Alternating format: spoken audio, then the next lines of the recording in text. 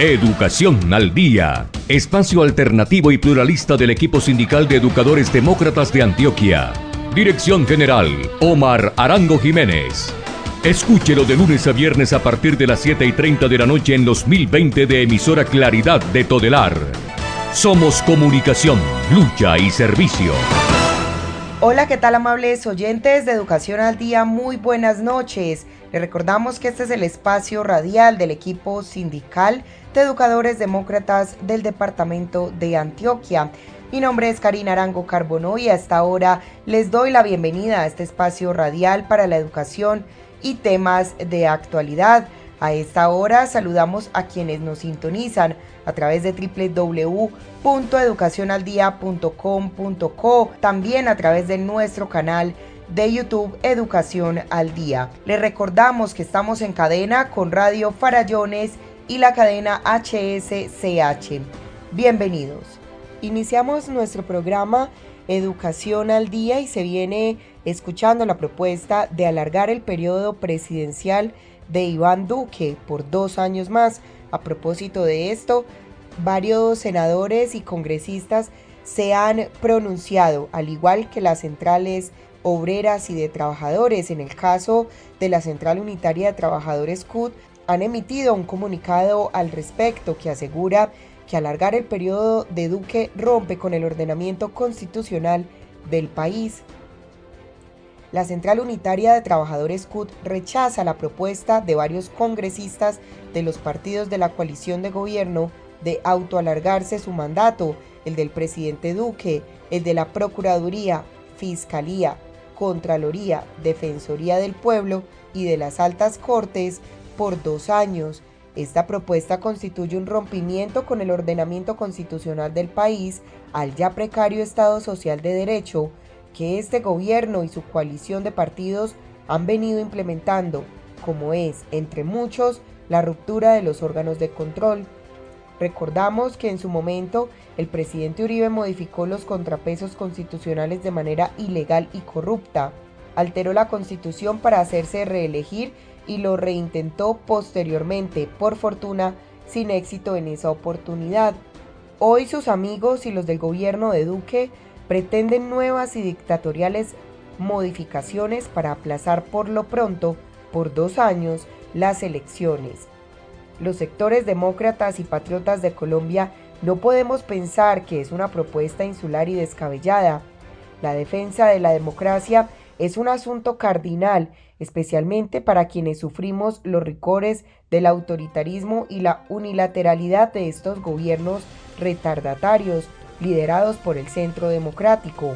La CUT, además de rechazar tan perverso proyecto, se une a todas las voces de la democracia en el país y en este sentido está presta a desarrollar las acciones legales y de movilización social necesarias para hundir tan horrorosa propuesta.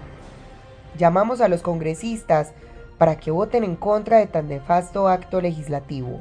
Esta intentona fraguada seguramente desde el gobierno y su coalición de partidos constituye otra motivación más para realizar el poderoso paro nacional del 28 de abril para notificarle al gobierno y a sus acólitos que estas medidas, al igual que el IVA para la canasta familiar, no pasarán. Esto lo firman el presidente de la CUT, Francisco Maltés Tello, y el secretario general José Diógenes Orjuela García. A propósito de esto, el senador Jorge Robledo también se pronunció. Escuchemos. Eso de alargarles los periodos al presidente de la República, a los congresistas, los diputados, los alcaldes, eso no tiene ninguna viabilidad, ¿no? Primero porque es profundamente retardatario, eso sería como una especie de golpe de Estado en beneficio del presidente Duque. Estoy convencido que el país no lo toleraría, pero además yo pienso que eso tiene mucho de charlatanería, de ser un globo que se tira, pues probablemente con ansias de figurar y para hacer política ahora que estamos en plena campaña electoral, ¿no? Buscando que los medios les amplifiquen estos puntos de vista. Y por último también agreguemos eso, si esa reforma se aprobara, que lo veo por completo improbable, se hundiría en la Corte Constitucional porque es notorio que le rompe vértebras a la Constitución, y sobre eso ya hay jurisprudencia, que aquí por reforma constitucional hay cosas que no se pueden hacer de ninguna manera de acuerdo con la Corte Constitucional. También se pronunció al respecto Antonio Sanguino, senador del partido Alianza Verde. Escuchemos. ¿Qué pretenden prorrogar? Las 72 masacres ocurridas en el año 2020, los más de 600 líderes sociales asesinados en lo que va corrido del gobierno del presidente Iván Duque, los más de 250 firmantes del acuerdo de paz que han sido asesinados, los 500.000 micronegocios que quebraron el año pasado, las 140.000 empresas que han quebrado también en medio de la pandemia, la pobreza monetaria por encima del 40%, el 37% de los jóvenes que han desertado de la educación pública superior, el retorno de la fumigación con glifosato, los pilotos de fracking, la megaminería en los ecosistemas de páramo, no pasarán. Los derrotaremos en el 2022 porque en Colombia el cambio es posible. Escuchemos también el pronunciamiento del representante a la Cámara, León Freddy Muñoz, quien asegura que quieren quebrar la estructura democrática del país al alargar el periodo del nefasto gobierno de Duque. La nueva jugadita del uribismo y la coalición del gobierno, alargar el periodo del presidente Duque, del Congreso y de los altos cargos como la Contraloría, la Procuraduría y los demás hasta el 2024. Esto es el colmo, esto es un adefesio, esto es un atropello, esta es la dictadura. Por algo decía el señor Uribe, ojo con el 22, aquí está, ojo con el 22. Como estaban viendo que los sectores alternativos estábamos creciendo, que somos la alternativa real para el 2022, hoy sacan la jugadita. Ya tienen las firmas, van a radicar este proyecto de acto legislativo, van a acabar con la democracia y vamos a la dictadura. Esta es la famosa jugadita del Centro Democrático y su coalición de gobierno. También se pronunció al respecto Mauricio Toro, representante de la Cámara, quien asegura que cambiar la Constitución es una traición a la ciudadanía, es un golpe de Estado. El proyecto de acto legislativo vulnera pilares de nuestra democracia. Este proyecto, además de ser una vergüenza, es un golpe de Estado perfumado, es un atentado a la institucionalidad, una afrenta a la democracia y a los ciudadanos. Luego algunos congresistas se están preguntando preocupados que por qué la pérdida de legitimidad y de confianza ciudadana en el Congreso. Es precisamente por este tipo de proyectos que demuestran que la politiquería está dispuesta a hacer lo que sea para no perder el poder. Le decimos no a este proyecto, a este exabrupto.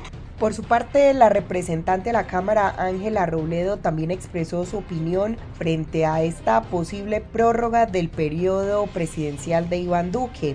Así que escuchemos.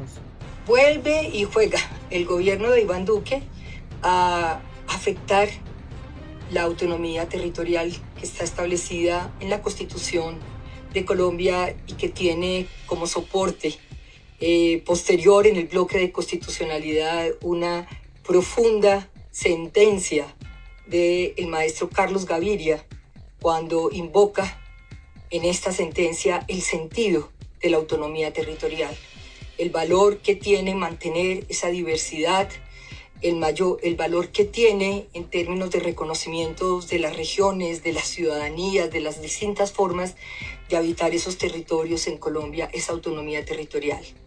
Pues bien, de nuevo, la Federación de Municipios y la Federación de Gobernaciones, quien creo que actúan por iniciativa del gobierno de Iván Duque, buscan otra vez presentar esta iniciativa. En el 2018 me opuse a esta iniciativa que en ese momento beneficiaba directamente a Enrique Peñalosa, a Federico Gutiérrez y a Alexander Char. En esta oportunidad el beneficiado sería Iván Duque. Imagínense 2 años más de este desgobierno y de este sometimiento a un régimen fascista que por un lado exalta los 30 años de la Constitución y por el otro lado la pisotea al romper el equilibrio de poderes, al querer cooptar los organismos de control y a mantenernos en esta guerra perpetua, en esta crisis de salud económica, climática y también psicológica de lo que ha implicado esta pandemia y su mal manejo. Nos iremos a oponer, por supuesto, con todo, porque consideramos que por esta vía Iván Duque se quiere quedar 2 años más en este desgobierno. Imagínense lo que le pasaría a este adolorido país. Por otro lado, la senadora Angélica Lozano Correa asegura que son solo 4 años de presidencia, como lo dice la Constitución, y que modificar un articulito para alargar el periodo puede significar una tutelatón y la pérdida de investidura para quienes voten por ello. Esta pandemia nos ha confrontado con esa desigualdad estructural y con toda la miseria y la pérdida de empleo que ha traído el COVID. ¿En eso anda pensando el Congreso? No. El Congreso está viendo cómo modifica un articulito de la Constitución para alargarse el periodo, para que en lugar de terminar el 19 de julio del año próximo, tenga 2 años más de vigencia el actual Congreso y 2 años más el actual gobierno del presidente Duque. Eso no se le ocurrió ni a Fujimori ni a Maduro. Eso se llama dictadura institucional. La acción de tutela es un patrimonio de los colombianos. Viola el derecho de 35 millones de hombres y mujeres de Colombia impedir las elecciones, porque cada persona en Colombia tiene derecho a elegir. Si el Congreso de la República quiere alargarse el periodo, allí el Consejo de Estado, desde el Palacio de Justicia, va a recibir miles de demandas de hombres y mujeres de Colombia que van a decir: no, la Constitución se respeta, no pueden legislar, reformar la Constitución en beneficio propio. La pérdida de investidura es una acción que cualquier ciudadano puede impulsar. Si el Congreso de Colombia decide ese articulito para beneficiarse a sí mismo y además al gobierno, el Consejo de Estado recibirá una cantidad de demandas que permitirá no alargar el periodo, sino acabar la carrera política de todos los que están en el Congreso y estén dispuestos a votar. Una jugadita acá para reformar un articulito de la Constitución va a terminar acá, con la pérdida de investidura de todo el Congreso. Ni un día más. Y no cesan las reacciones de los congresistas ante el proyecto de alargue del periodo por 2 años más. El senador Horacio José Serpa se mostró en desacuerdo con la prolongación a 6 años que varios congresistas vienen proponiendo para el periodo presidencial de Iván Duque, de congresistas, fiscal, procurador, contralor y defensor del pueblo. Serpa Moncada asegura que a él lo eligieron por 4 años y que es una falta de respeto contra el pueblo prolongar esos 4 años a 6. Los congresistas fuimos elegidos por 4 años y no por 6 años. Esa discusión no tiene presentación para ampliar este mismo periodo constitucional. Eso es engañar a los electores, burlarse de la gente, jugar con los colombianos. Es una prórroga gratuita e inmerecida. Colegas congresistas, las reglas de juego no se cambian en medio del partido. Los docentes y estudiantes queremos volver a las clases presenciales en entornos seguros. FECODE reitera que es responsabilidad del gobierno garantizar condiciones previas y verificables, bioseguridad y respetar los preceptos científicos. La educación pública requiere inversión, no presión ni apuros. Primero está la vida y la salud. Unidos vamos con FECODE. Amigos, ¿qué tal? Les habla Luis Guillermo Troya, comunicador social y periodista. Los invito a escuchar todos los días a partir de las 6 de la mañana el informativo Troya Noticias Edición Central por la emisora virtual www.educacionaldia.com.co que dirige Omar Arango Jiménez. Originamos desde Bogotá la cadena radial hsch.com y troyanoticias.com. Los esperamos. Troya Noticias. El poder de la credibilidad. Y estamos de regreso aquí en nuestro programa Educación al Día. Y desde la Federación Colombiana de Trabajadores de la Educación FECODE se realizó un importante panel sobre el ABC del Pliego Nacional Estatal y del Magisterio Colombiano, en el que participaron Francisco Maltés, presidente de la CUT Colombia, William Velandia, presidente de FECODE, Diógenes Orjuela, secretario general de la CUT Colombia, y Luis Edgardo Salazar, secretario general de FECODE. Escuchemos entonces a continuación a Francisco Maltés, presidente de la CUT, quien explica cuál es el estado actual de los acuerdos firmados en el 2019, cuántos fueron firmados y cuáles aún no se han cumplido. Escuchemos. Digamos que en Colombia hay 1.300.000 empleados públicos, incluidos los miembros de la fuerza pública a quienes beneficia este acuerdo laboral en el plano salarial. Por eso la policía debería ser más gentil en las manifestaciones, porque se nutren, se benefician de nuestro acuerdo laboral. Y también hay cerca de 1 millón de trabajadores por órdenes de prestación de servicios. Esta es una investigación que hizo la Contaduría General de la Nación. O sea, somos alrededor de 2.300.000 empleados públicos en el país, cerca del 10% de la población económicamente activa. Esto significa que somos un contingente muy importante, tanto desde el punto de vista de la prestación de los servicios como fuerza laboral y sindical. Los empleados públicos fuimos excluidos del convenio 98 que permite la negociación colectiva, y por eso la OIT tuvo que aprobar otro convenio, adoptar otro convenio, el 151, para que haya negociación colectiva en el sector público. En Colombia, los empleados públicos hemos sido considerados de segundo. Uno mira el Código Sustantivo del Trabajo y los empleados públicos en el código no tenemos derecho a negociación, no tenemos derecho a la contratación, menos a la huelga, tenemos derecho a presentar derechos de petición respetuosos. En la reforma constitucional del 68, la mayoría de los trabajadores en el país eran trabajadores oficiales, y la reforma, el doctor Gerard Restrepo hizo una contrarreforma laboral y a la mayoría nos dejó como empleados públicos y a una minoría como trabajadores oficiales. Eso implica que nos quitó el derecho a la negociación y a la contratación colectiva. Y en ese mismo año hizo un acuerdo stand-by con el Fondo Monetario para que los salarios se ajustaran, o mejor, para que fueran menores a la inflación causada, teniendo en cuenta la situación fiscal del país. Miren que desde el 68 estamos con la misma carreta, salarios por debajo de la inflación para solucionar los problemas fiscales, y cada vez son más graves. Entonces, digamos que aquí nos ha tocado una batalla muy dura, muy fuerte para ganar la negociación colectiva. Y esa negociación colectiva nos la hemos ganado en las calles, en la movilización, en la unidad de acción de todos los trabajadores estatales para sacar adelante nuestros derechos.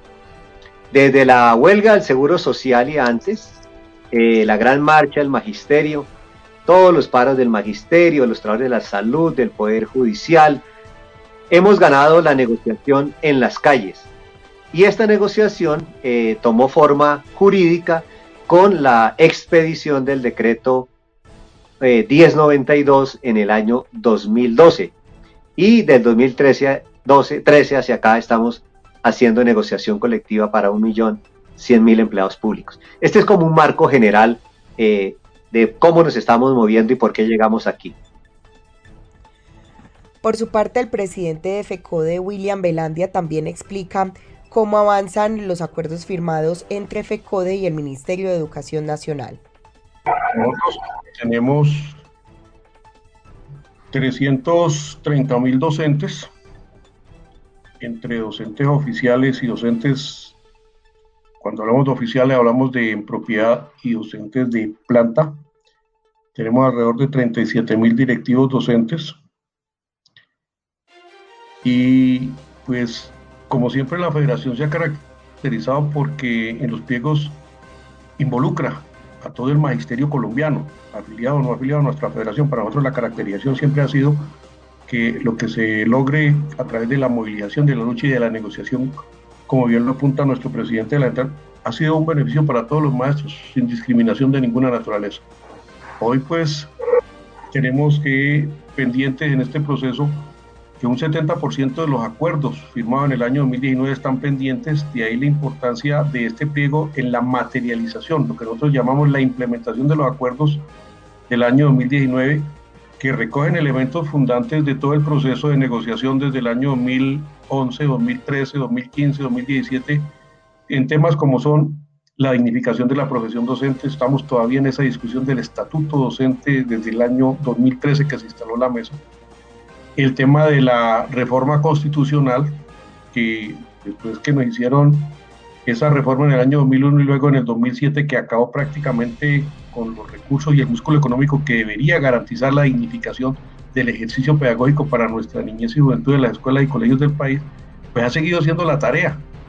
El tema de la salud y la seguridad y salud en el trabajo son elementos que han estado cotidianamente en nuestros pliegos y que pues hacen parte de esa historia, en esa lucha, en el marco del decreto 411, ¿sí? Reglamentario pues, y que adopta el convenio 151, como bien lo apunta Francisco, en el tema de la negociación colectiva para los empleados públicos.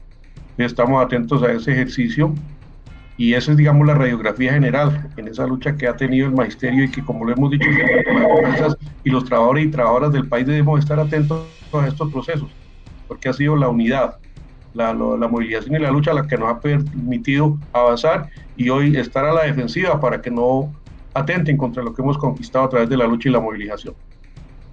Un tema muy importante del que también se habló durante este panel es la posibilidad de la realización de un nuevo paro para exigir que estos acuerdos se cumplan.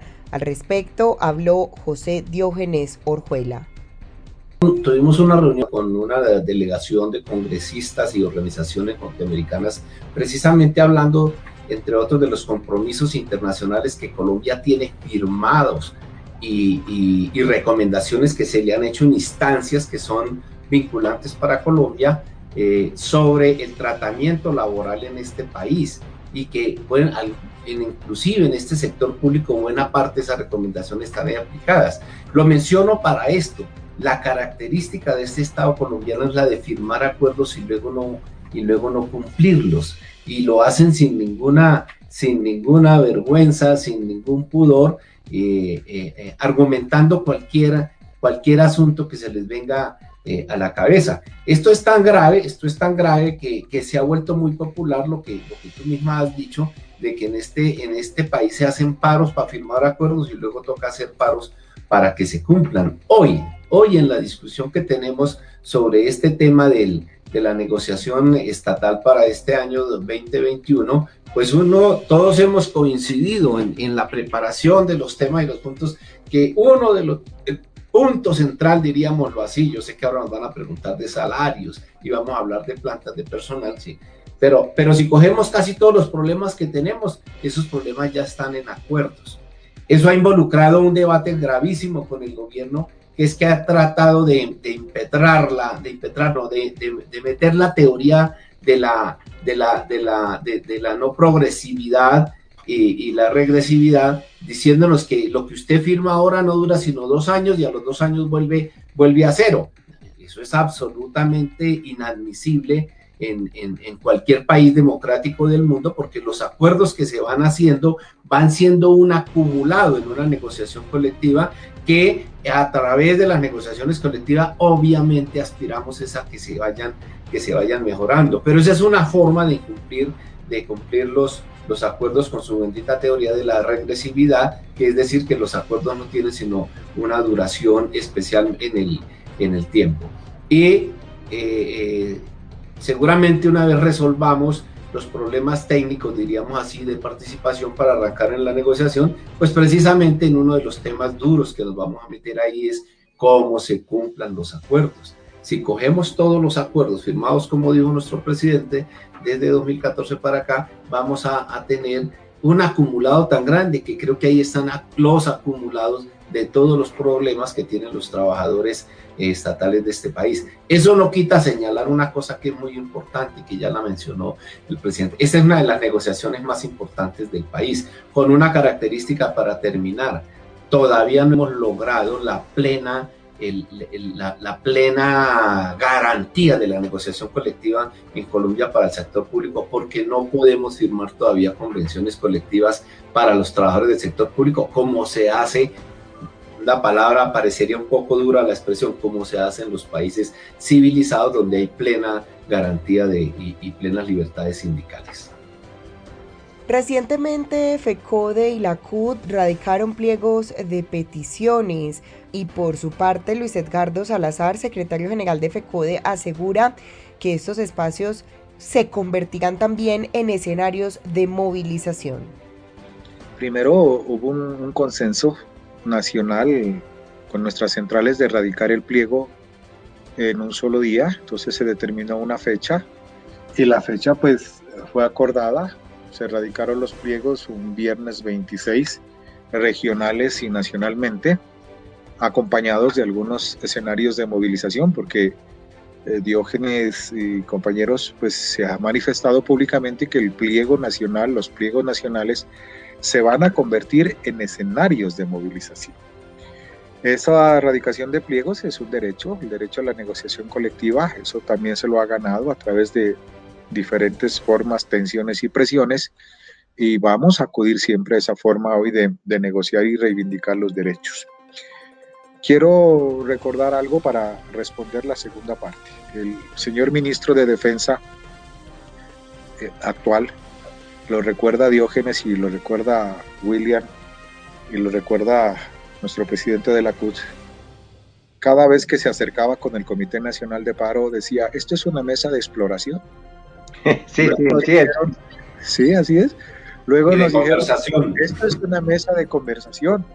Y nos dijimos, no, estos son escenarios de negociación. Les cuesta aceptar la palabra negociación. Parece que es un término vedado, inadmisible para ellos. Y entonces hoy uno tiene que decirles, bueno, hoy tienen que hablar. Y tenemos que abrir el compás hacia las mesas de negociación. Nosotros no vamos a admitir de ninguna manera que sigan en esos escenarios de dilación. Hoy seguramente dirán nuevamente, vamos a hacer una mesa de exploración y otra mesa de conversación.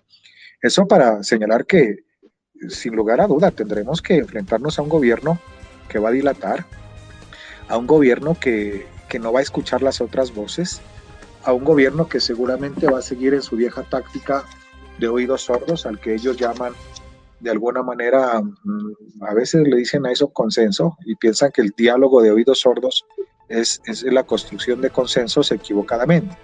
Pero tenemos algo más difícil tal vez que enfrentar y resolver. Es lo que Giorgio Agamben, que es un filósofo, un historiador italiano, se refiere a los estados de excepción, en su libro Estados de excepción y el Homo Sacer. Y él dice que justamente estos estados de excepción han sido unos dispositivos habituales y que en estos estados de excepción lo trabajan desde la forma legal y constitucional, mediante el cual la ley puede suspenderse para conservarse.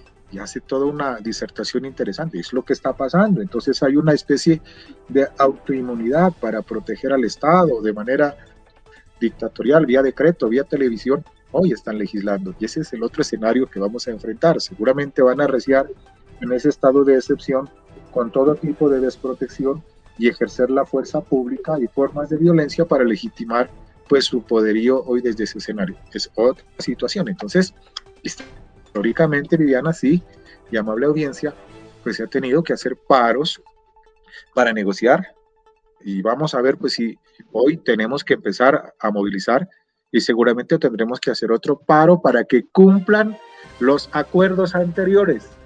Ir diseñando estrategia para que cumplan lo que vamos a empezar a negociar. Y con relación al pliego nacional estatal, Francisco Maltés, presidente de la CUT Colombia, hace un contexto sobre la situación real y actual y ese calendario de fechas para el cumplimiento de estos puntos descritos en este pliego. El tema de las metodologías y las fechas lo hemos venido coordinando paso a paso con FECODE y también con los compañeros de la CTC, de la CGT y de UNE. Nos pusimos de acuerdo para la presentación de pliegos, como dijo el profesor Edgardo, el 26. Se radicó el pliego estatal, el pliego de FECODE, y más de 600 pliegos en alcaldías, gobernaciones, diferentes despachos de ministerio. Y todo fue coordinado, porque el 26 de febrero se convirtió en un día de movilización contra la política económica del gobierno. Por eso el gobierno tuvo que responder a los 5 días siguientes al tiempo a la CUT y a FECODE. Y las conversaciones, la instalación se hizo el mismo día, en horas diferentes. Y por supuesto que hemos coordinado todo este debate que se ha venido presentando. Se ha hecho la instalación de la mesa y en este momento estamos en una discusión sobre cómo todos los principios del convenio 151 de la OIT, que es la ley 411 en Colombia, y el decreto reglamentario 160, todas las organizaciones sindicales lo cumplen. Una vez radicado el pliego, se debe proceder a definir la comisión negociadora. La comisión negociadora debe corresponder al tamaño de la membresía sindical. A mayor número de afiliados, mayor representatividad en la comisión negociadora. Toda vez que de la negociación del 2019 a la presente, llevamos un año exacto en confinamiento en el caso de Bogotá. Ese año se cumplió, hoy 17 se cumple un año exacto.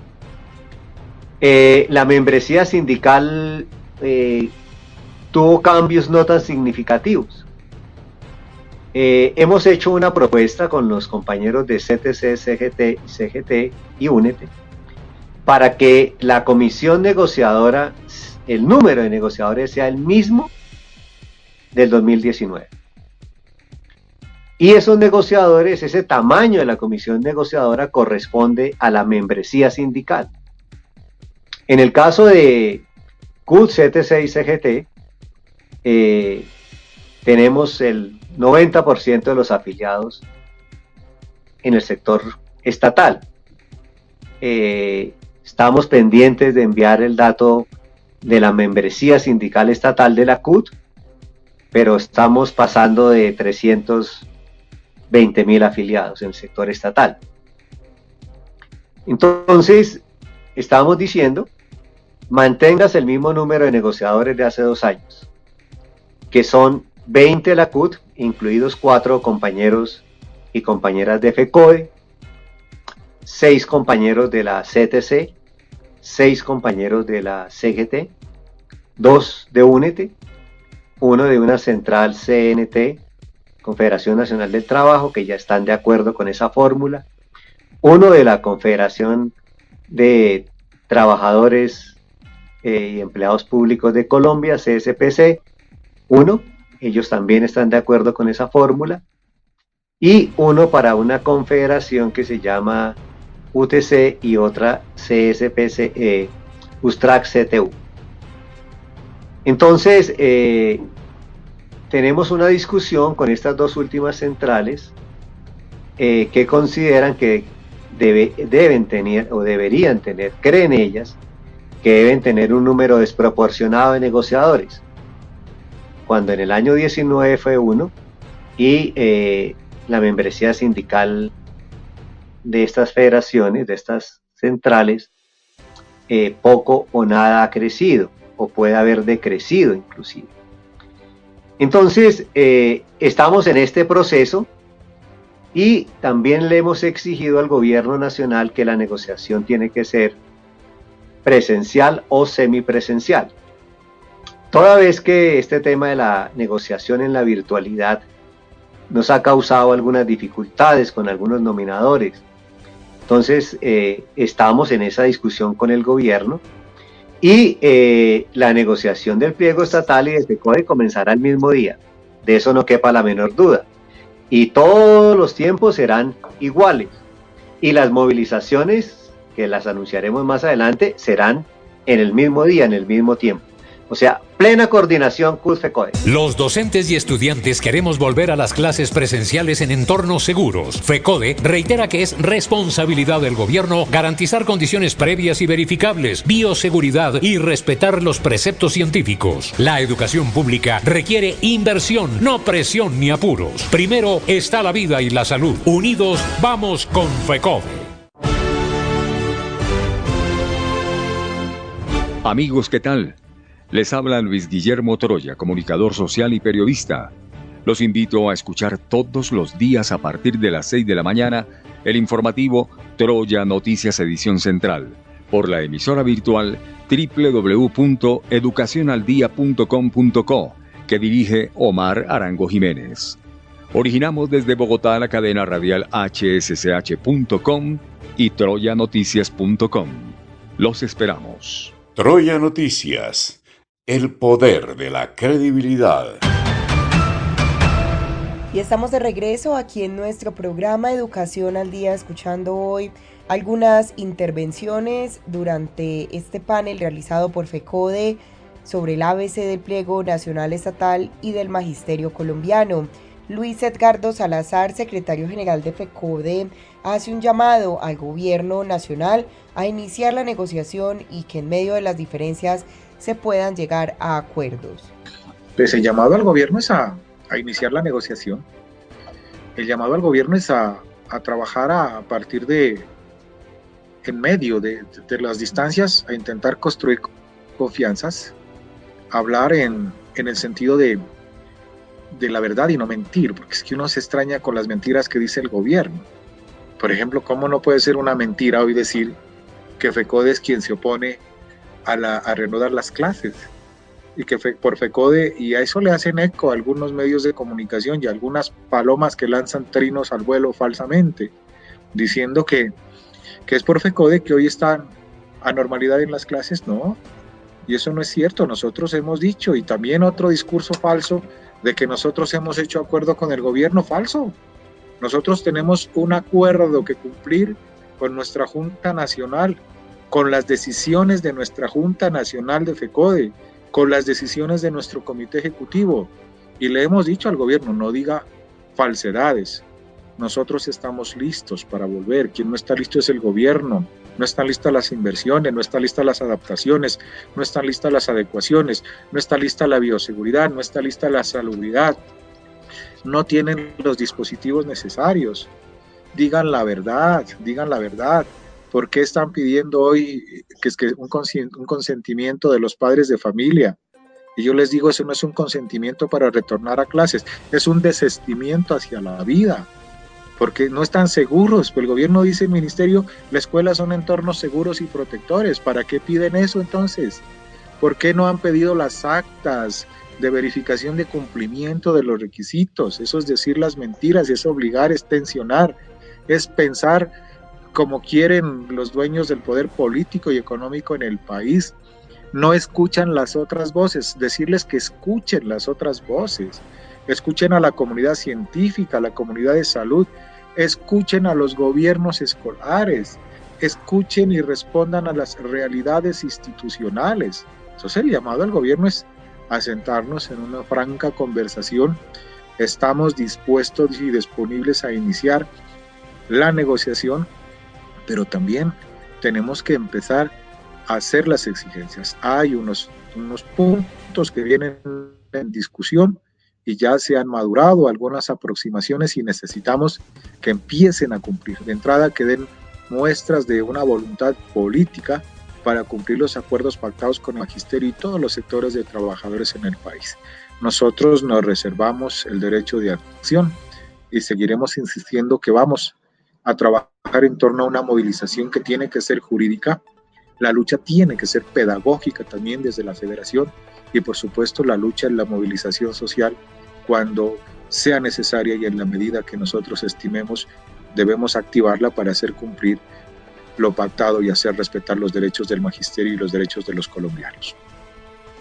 Y Diógenes Orjuela, secretario general de FECODE, explicó un tema interesante relacionado a la política laboral y a la ampliación de plantas y concurso de méritos. Escuchemos a continuación las apreciaciones del secretario de la CUT Colombia.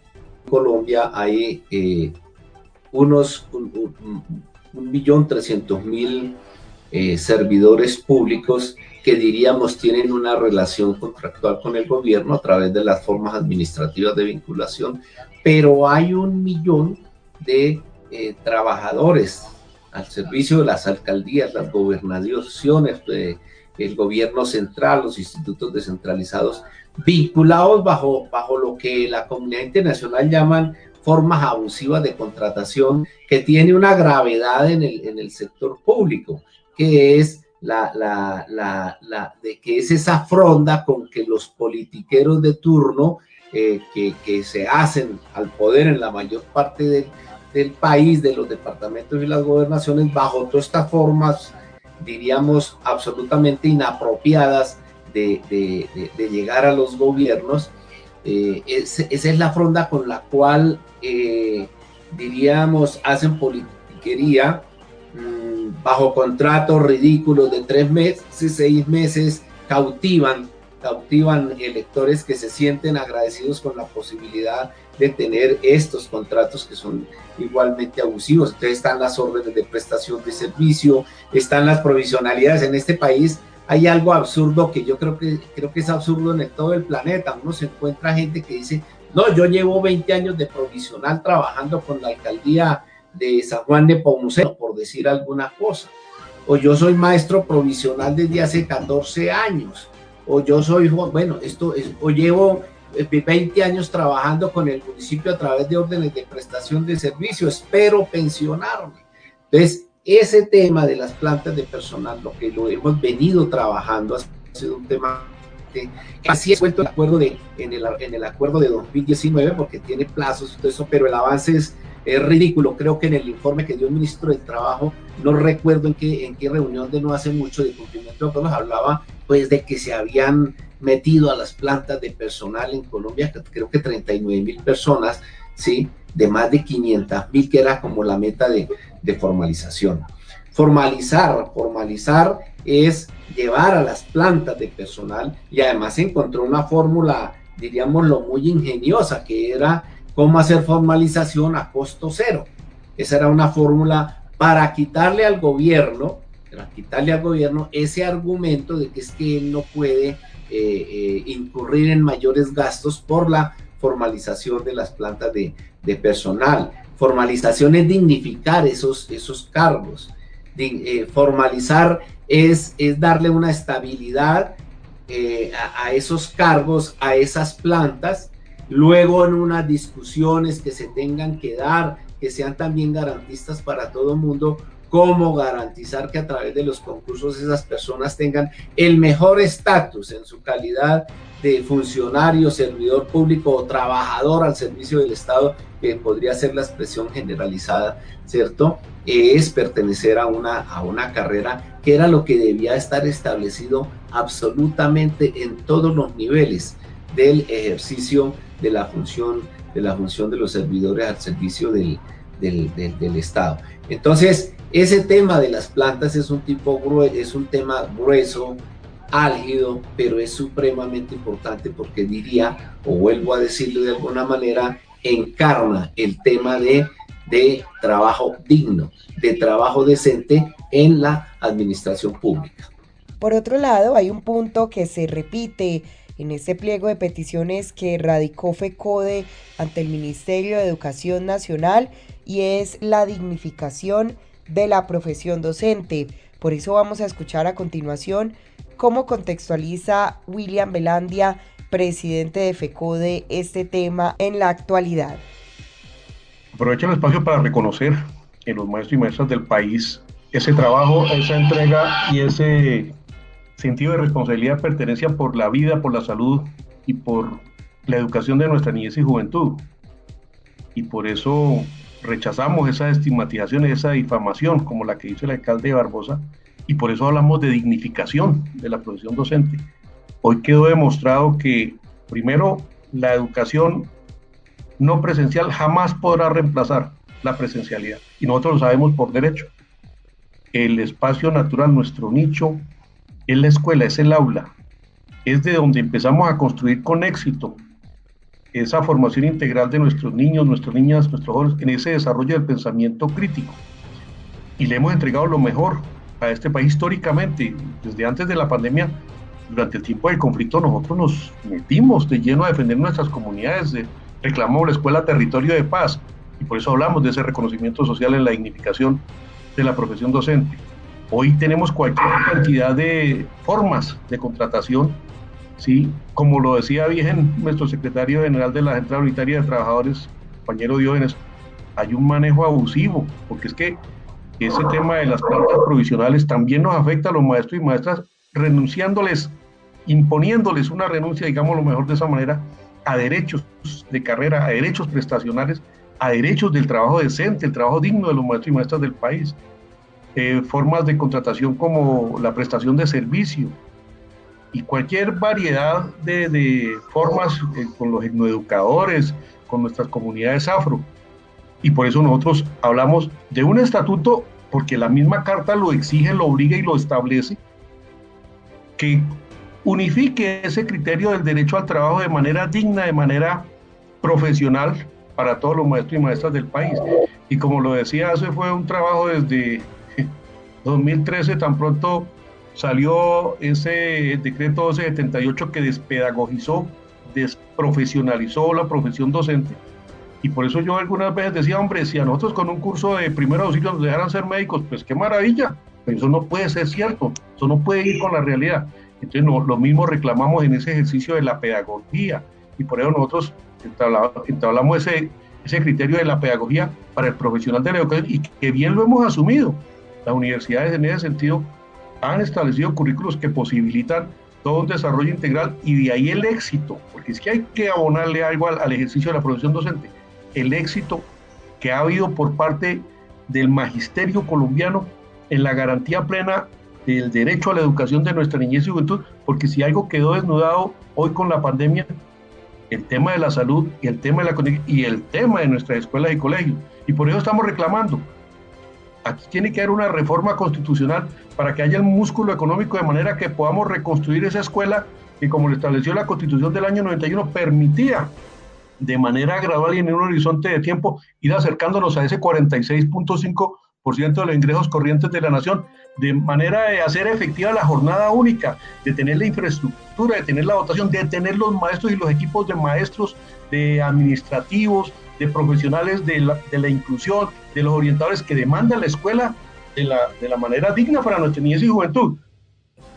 Y pues eso hace parte de todo ese proceso de dignificación. La lucha por el salario profesional de los maestros ha sido un tema que desde que se inició con el 2277, esa lucha por el reconocimiento, porque bien lo decía nuestro presidente de la central, pareciera que los empleados públicos somos como de segunda o de tercera, cuando nosotros somos el motor del desarrollo de un país, de una empresa. ¿Qué ciudadano, qué profesional no ha pasado por las manos de un maestro o una maestra? Y entonces en ese ejercicio de la dignificación recogemos todos los elementos para que se reconozca. Y por eso le decimos al gobierno, queremos un estatuto que nos ponga en consonancia con las demás profesiones, que cuando el bachiller mire hacia futuro qué puede ser, vea la posibilidad de que ser maestro paga. Países, y nos colocan ejemplo, países como Finlandia, países donde el reconocimiento al docente está en un nivel alto, porque como bien lo dijo Angela Merkel, es que por las manos de un maestro pasan todos los profesionales, y por eso esa lucha para que se unifiquen los criterios, se reconozcan los derechos de todas las formas y se garantice esa estabilidad del trabajo del maestro. Queremos esa planta con todas las condiciones, con un solo régimen laboral que reconozca ese profesional de la educación y que necesariamente se va a traducir en la cualificación de la prestación del servicio. De hecho, hoy los maestros y maestras hemos asumido los retos. Aquí el magisterio prácticamente tiene posgrado, maestría, doctorado, y de su bolsillo, porque nada ha sido de la generosidad del gobierno. Todo nos ha tocado el esfuerzo, los maestros nos endeudamos para hacer nuestros posgrados, pero con un objetivo, esa profesionalización que nos identifica, nos caracteriza y que nos potencia a ser profesionales íntegros, pero que de la mano de todo ese proceso va esa idoneidad, esa ética y esa responsabilidad de cara a materializar la prestación del servicio con calidad, como siempre lo hemos defendido los maestros y maestras, pero como una responsabilidad del Estado. ¿Por qué? Porque es que para nosotros la educación tiene que ser un valor fundante en el desarrollo de nuestras sociedades. Los países en desarrollo lo han planteado así, los países desarrollados fue uno de sus objetivos claros. Casi todos los países tienen un alto porcentaje del Producto Interno Bruto en la materialización del derecho a la educación. Aquí ha sido una lucha constante para que se reconozca eso, y por eso las banderas que tenemos hoy, en ese, como lo decimos, es un pliego social. Hoy estamos nosotros trabajando de cara a exigir mejores condiciones para las comunidades educativas, mejores garantías para nuestra niñez y juventud, y lo estamos haciendo en tiempos de pandemia. Fíjese que pese a todo el ejercicio de las estigmatizaciones y la presión que hay para que volvamos al aula, a sabiendas de que, como hemos dicho, nos llevamos la escuela a la casa, nos llevamos el aula a la sala, y con las condiciones tan precarias que tiene el país, le estamos cumpliendo a la niñez y la juventud. Ahí están los resultados a través de los ejercicios que hemos hecho en la pedagogía. Entonces, todo ese ejercicio se traduce en que en este pliego la dignificación va de la mano de esa armonización entre la dignificación a través del estatuto que reconozca un régimen que garantice el reconocimiento social y profesional del docente, de la maestra, del maestro, y de la mano de ello todas esas implicaciones que trae en ese ejercicio para que la diversidad de nuestras comunidades tengan las mismas condiciones y las mismas garantías. Esta es una república unitaria y el Estado tiene la obligación de salvaguardar los derechos, los deberes y los valores de todos nuestros ciudadanos. Y en esa pelea nosotros hablamos de que tiene que materializarse esa dignificación, ese reconocimiento que hoy se demostró es fundante y es claro para el ejercicio de la profesión docente como motor, como dínamo de un proceso de construcción social para un país que tiene un potencial que puede desarrollarse perfectamente si aceptamos lo que desde la Federación y desde las organizaciones de los trabajadores se han propuesto en este sentido. Y el profesor Luis Edgardo Salazar habló también de un tema muy importante y es el tema del bienestar. ¿Cómo está reflejado este punto dentro del pliego de peticiones? Escuchemos. ¿Para qué le sirve a uno la pared llena de títulos si lo que es y lo que hace no lo pone al servicio de los demás? Y a mí, el mejor título, y a muchos de los que están en audiencia que nos pudo dar la vida, es el título de ser maestras o maestros. Y eso nos hace sentir orgullosos por ser defensores de la educación pública. ¿Para qué le sirve en una institución educativa una biblioteca llena de los mejores libros que puedan existir si la mente y el corazón de los niños está ausente de valores, por ejemplo? Entonces, creo que ahí no hay controversia ni no hay incomodidad, pues estamos todos en este escenario de maestros. Y el maestro pues es el que guía, el que enseña, el que orienta. Todos en algún momento de nuestra vida cumplimos ese rol de formar, de transformar, de sumar voluntades y construir alternativas. Bienestar del maestro. Hoy sí que se necesita hablar de bienestar. Si usted hiciera un recorrido por las prestadoras de salud y lo que encuentra en los trabajadores y en los maestros son unas nuevas patologías psicológicas, acumulación de estrés, discopatías, problemas de columna, problemas lumbares, tensiones, preocupaciones, encierros, depresiones, ¿cierto? Entonces, sí que se necesita hoy un bienestar del magisterio y por eso parte del pliego lo estamos considerando en trabajar hacia una salud mental y a una salud social de los trabajadores. Eso tiene que reconocerse, tiene que estar como un elemento constitutivo.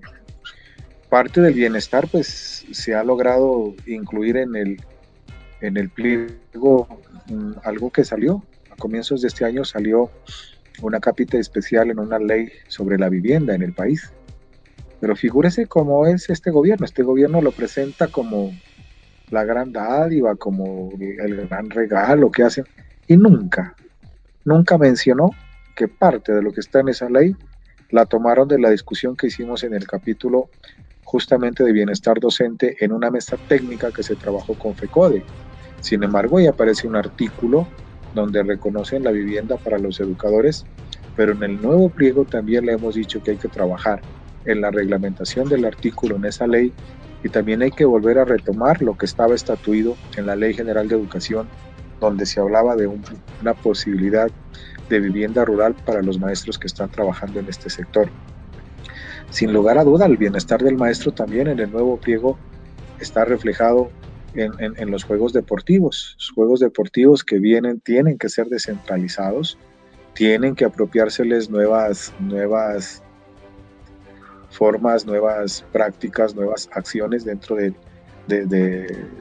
ese accionar, y el reconocimiento y la reivindicación de la parte del encuentro folclórico-cultural. Son escenarios que se necesitan hoy, así como son escenarios que permitan armonizar los ambientes laborales y los ambientes escolares, que permitan un poco de tranquilidad si estos escenarios pandémicos, que como lo dijera el politólogo español Moderos, en estos escenarios no tenemos campos de concentración como la Primera y Segunda Guerra Mundial, hoy son campos de concentración electrónica, y entonces eso hace que los sujetos empiecen como a individualizar los mundos, a individualizar las vidas, a individualizar la educación.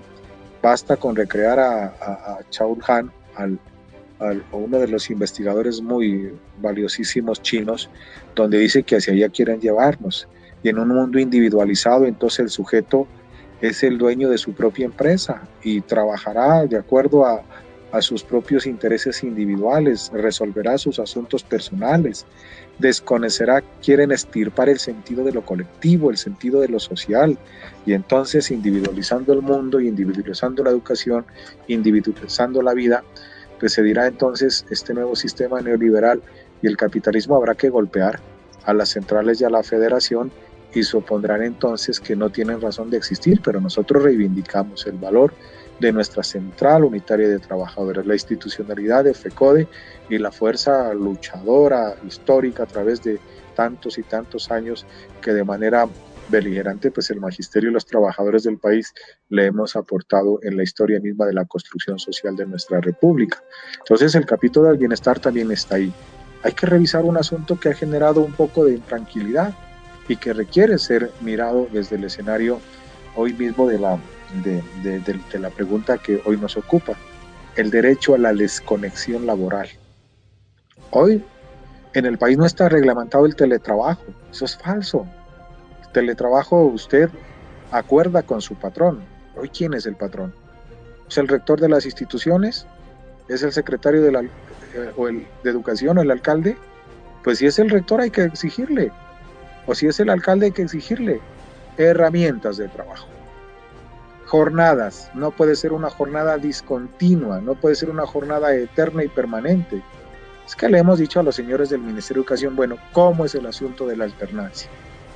El profesor Diógenes Cerjuela empieza a trabajar a las 7 de la mañana, tiene un grupo hasta las 9, y luego va de manera física al colegio, y luego retorna otra vez a su computador, y estoy hablando de un solo grupo de 45 estudiantes, se podría resolver. Problemas que no solamente atiende un grupo, ¿qué van a hacer con los otros estudiantes de los otros grupos? El profesor lo van a hacer trabajar en la mañana y tarde y noche, como se viene haciendo. ¿A qué horas va a haber el derecho a la desconexión laboral, que es parte del bienestar? ¿Dónde están las nuevas aulas? ¿Dónde están los nuevos maestros? Han despedido cantidad de maestros provisionales. Se nos han muerto bastantes maestros. Creo que estaríamos afirmando, William, más de 700 por COVID, tal vez.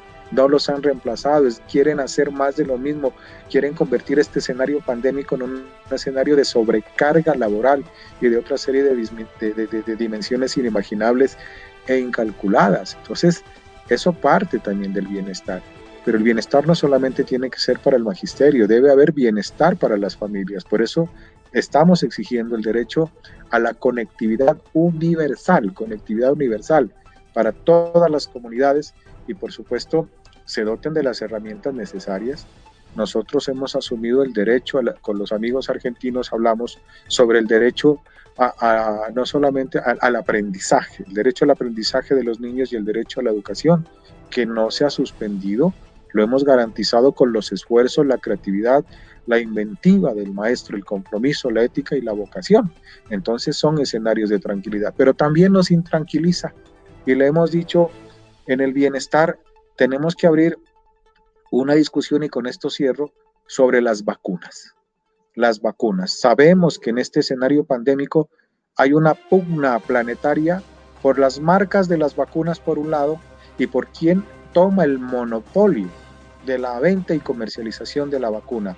También con los farmacéuticos. Es otra pelea también por ese mercado planetario. Pero la vacuna para el magisterio, mire lo que ocurre. El Ministerio de Salud dice que estamos en la tercera línea. La ministra, para quedar bien en sus escenarios, dice que estamos en la primera línea. Me refiero al magisterio.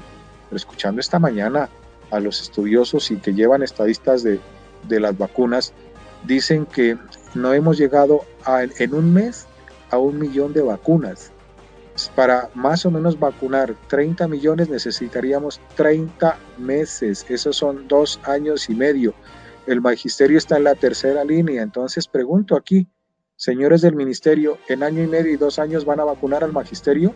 Necesitamos también que reorienten y repiensen si siguen insistiendo de su manera irresponsable y en su manera muy complicada de obligar a la presencialidad en lo que ellos llamado la alternancia educativa. Son también escenarios de discusión que deberían tranquilizar muchas de las preocupaciones y deberían reflejarse en el bienestar del magisterio, Viviana. Amables oyentes, hemos llegado al final de nuestro programa Educación al Día. Les recordamos que este es el espacio radial del equipo sindical de educadores demócratas del departamento de Antioquia.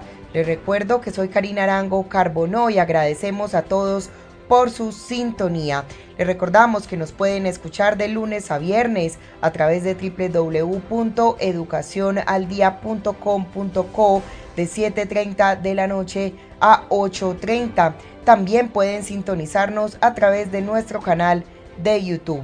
También estamos en cadena con Radio Farallones y la cadena HSCH. Feliz noche para todos. Educación al Día, espacio alternativo y pluralista del equipo sindical de educadores demócratas de Antioquia. Dirección General, Omar Arango Jiménez. Escúchelo de lunes a viernes a partir de las 7:30 de la noche en los 1020 de emisora Claridad de Todelar. Somos comunicación, lucha y servicio.